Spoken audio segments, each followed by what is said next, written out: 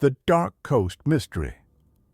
On a quiet summer night, as the waves gently lapped against the shore of the small coastal town of Mirage, Kareem sat alone on the wooden pier, staring into the dark sea.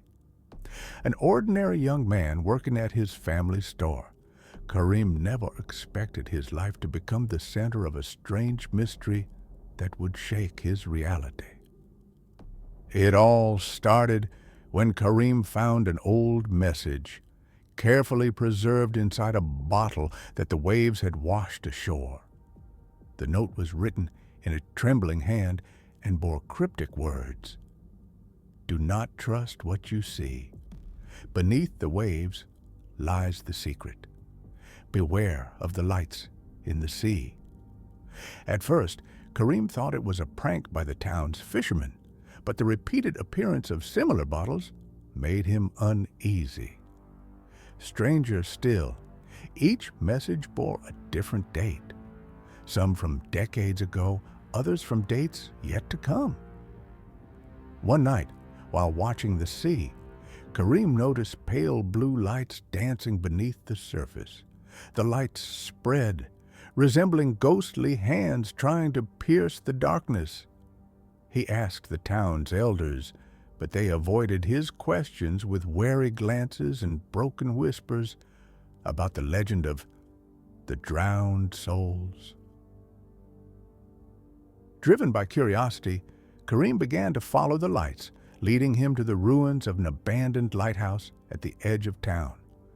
The closer he got, the louder the sounds became, indistinct whispers and sobbing that echoed through the night.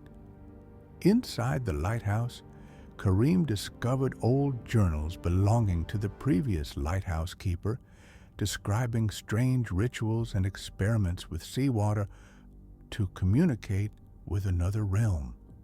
He realized that the lights were reflections of a different world, a world that should never have been opened.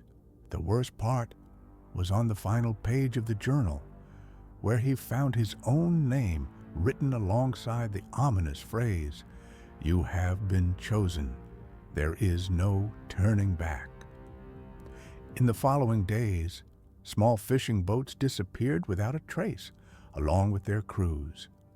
The townspeople began avoiding Kareem, as if a curse surrounded him. Even his closest friend, Yasin, vanished after confiding that he heard voices from the sea calling his name. Kareem's sense of isolation grew, and the voices in his head did not stop. They whispered for him to return to the lighthouse, to the depths where the secret lay hidden. On the last night, Kareem walked towards the sea, guided by the blue lights.